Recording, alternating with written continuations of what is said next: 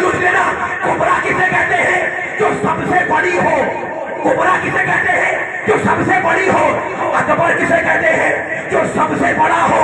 तो जो सबसे बड़ी औरत हो वो कुबरा लूट लोगे, जो सबसे बड़ा मर्द हो वो अकबर। अब नबी की हदीस समझ में आई। मेरे नबी ने कहा लौला अली लम यकुन फातिमा कुफर, अगर अली ना होते तो फातिमा का कोई हमसा ना होता। बता दिया कि फातिमा सिद्दीक़ कुबरा है तो अली सिद्दीक़ अकबर है।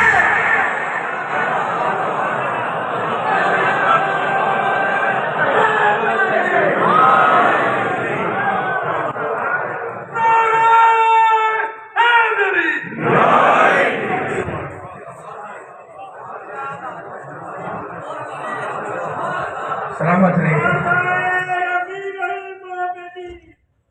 सलामत रहे, वाला बात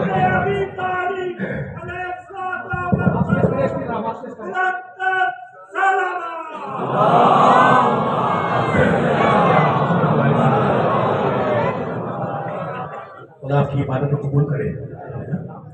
इतना मजमा आया हुआ है भरोसा देने के लिए। 3 जमात सारी गुजरी है, मेरे सामने शहर के शुरफा बैठे हुए हैं। जब किसी के यहाँ किसी का इंतकाल होता है ना, तो घर वाले पसवंदगान घर में बड़ी चादर बिछाते हैं कि लोग ताज़ियत के लिए आएंगे। और वाकई ऐसा होता है, लोग ताज़ियत के लिए आते हैं। बस मेरी बीवी ने भी बाद रसूल अपने घर में सफ़ेद चादर बिछाई कि लोग ताज़ियत करने आएंगे। सुनोगे, शाम तक बैठी रही, कोई ताज़ियत को ना आया। दूसरा दिन गुजर गया, कोई ताज़ियत को ना आया। तीसरे दिन तुम रो रहे हो। सुनोगे, तीसरे दिन कुछ कदमों की चाप महसूस हुई। फिजा से कहने लगी, फिजा दरवाजा खोल दे, शायद ताज़ियत करने वाले आए हैं। कहने लगी, बीबी ताज़ियत करने नहीं आए, घर को जलाने के लिए आए।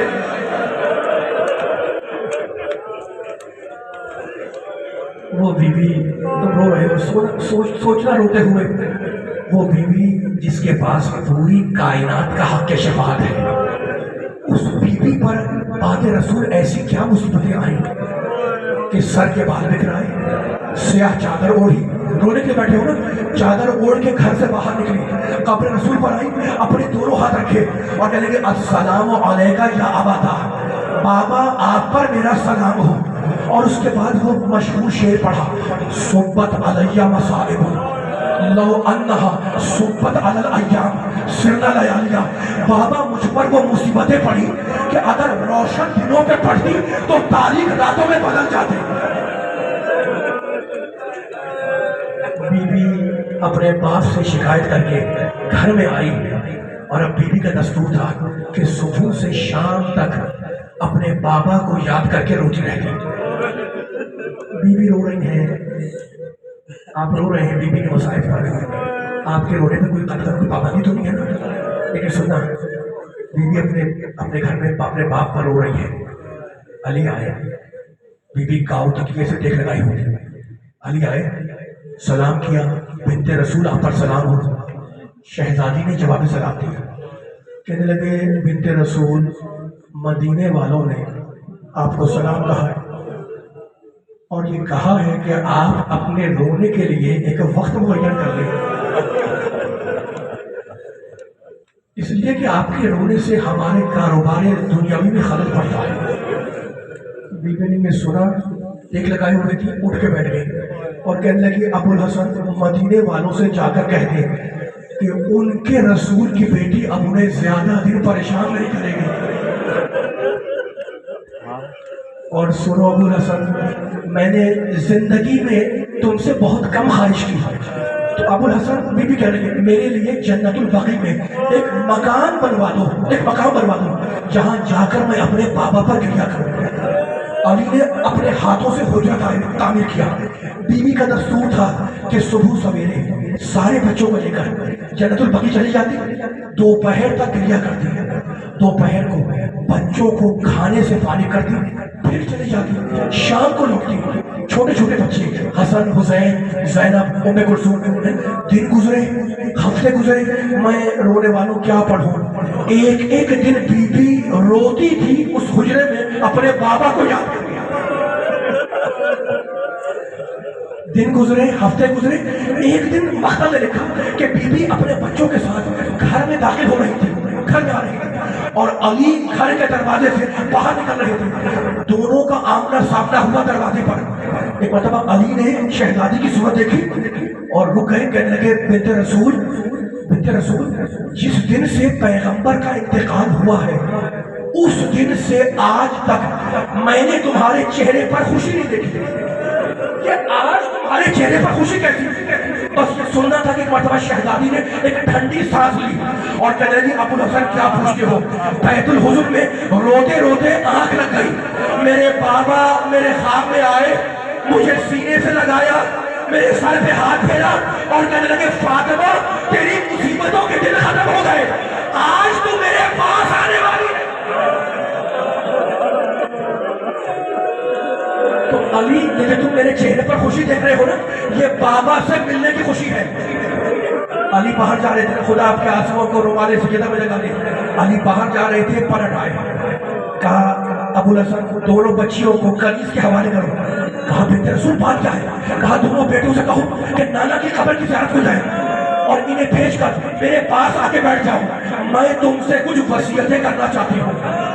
ایک معصوم زوجہ کی وصیت معصوم شوہر سے، روتے رہنا۔ علی نے بچیوں کنیز کو بلایا، بچیوں کو کنیز کے حوالے کیا، بیٹوں سے کہا کہ نانا کی قبر کی زیارت کو جاؤ۔ بچے گئے، دروازہ پھیر دیا۔ جب علی بیٹھ گئے نا تو کہا بنت رسول بتلاؤ، کہا ابو الحسن میرے قریب آ کے بیٹھ جاؤ۔ علی بیٹھ گئے، کہا بنت رسول بتلاؤ، کہا ابو الحسن میری پہلی وصیت تو یہ ہے کہ اگر میں نے پوری زندگی میں کبھی تمہارے حق کے خدمت میں کوئی کوتاہی کی ہو تو مجھے یہی معاف کر دو۔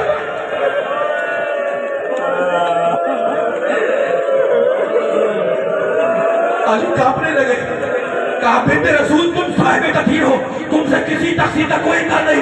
کہا ابو الحسن میری دوسری وصیت یہ ہے کہ میرے مرنے کے بعد میرے بچے یتیم ہوں گے، بے ماں کے ہوں گے، تو اگر وہ کوئی تقصیر کرے نا تو چونکہ یتیم بچے ہوں گے ان سے بلند آواز سے وعدہ کرنا۔ کہا نہیں بی بی نہیں، تمہارے بچے بھی صاحبان تطہیر ہیں، ان سے کسی تقصیر کا کوئی امکان نہیں۔ کہا علی میری تیسری وصیت یہ ہے کہ میرا جنازہ راحت کی تاریکی میں اٹھانا اور دشمنوں کو میرے جنازے میں شرکت کی اجازت نہ دی جائے۔ اور علی میری چوتھی اور آخری وصیت یہ ہے کہ دفنانے کے بعد مجھے بھول نہ جانا، کبھی کبھی سلام کے لیے رونے کے لیے بیٹھے ہونا، میری قبر پہ آتے رہنا۔ علی نے وصیتیں سنی، مسجد میں تشریف فرما ہوئے، ادھر میری شہزادی نے اپنی کنیز کو بلایا، رونے کے لیے بیٹھے ہونا، کہنے لگی میں حجرے میں جا رہی ہوں، جب تک تسبیح کی آواز آتی رہے سمجھنا فاطمہ زندہ ہے، جب تسبیح ختم ہو جائے سمجھنا کہ فاطمہ زندگی میں نہیں رہی۔ بی بی اندر گئی، بی بی نماز پڑھ رہی ہے، بی بی تلاوت کر رہی ہے، بی بی تسبیح پڑھ رہی ہے، کنیز دربار میں بیٹھی سن رہی ہے۔ اس مرتبہ تسبیح کی آواز منقطع ہوئی۔ جانتے ہو کنیز نے علی کو کیسے خبر دی؟ علی مسجد میں تھے، ہمت نہیں ہے کنیز کی کہ زبان سے کچھ کہے، سر سے چادر اتاری علی کے قدموں میں ڈال دی۔ علی نے کنیز کی صورت دیکھی، اٹھ کر کھڑے ہوئے، انا للہ و انا الیہ راجعون، رضا میں قضا ہی وہ تسلیم علیہ امرے۔ شہزادی نے قضا کی، گھر میں آئے، دروازہ کھولا، وصیت کی تھی نا کہ اپنے ہاتھوں سے غسل دینا، اپنے ہاتھوں سے کفن پہنانا۔ میرے پاس الفاظ نہیں ہے، تم رو رہے ہو۔ جس حجرے میں علی غسل دے رہے تھے اس کے پیچھے علی کے دوست کھڑے تھے۔ دوستوں کا کام ہے نا کہ جب دوست پر کوئی مصیبت آئے تو اسے تسلی دے۔ ایک مطلب مختہ نے لکھا کہ غسل دیتے دیتے علی نے بلند آواز سے رونا شروع کیا۔ وہ جو علی کے صحابی تھے وہ کہا کہ کہنے لگے مولا آپ تو فاتح خیبر ہیں، آپ رو رہے ہیں۔ رو کے کہنے لگے میں کرنا تو چاہ رہا ہوں صبر، لیکن کیا کروں، پہلو کا زخم مجھے صبر کرنے نہیں۔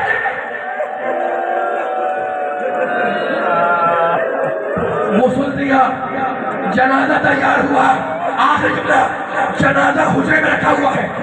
چھوٹے چھوٹے بچے یاد آئے، حسن، حسین، زینب، ام کلثوم، زینب زینب 4 ساڑھے 4 سال کی، ام کلثوم 2.5 سال کی، حسن 7 سال کی، حسین 6 سال کے.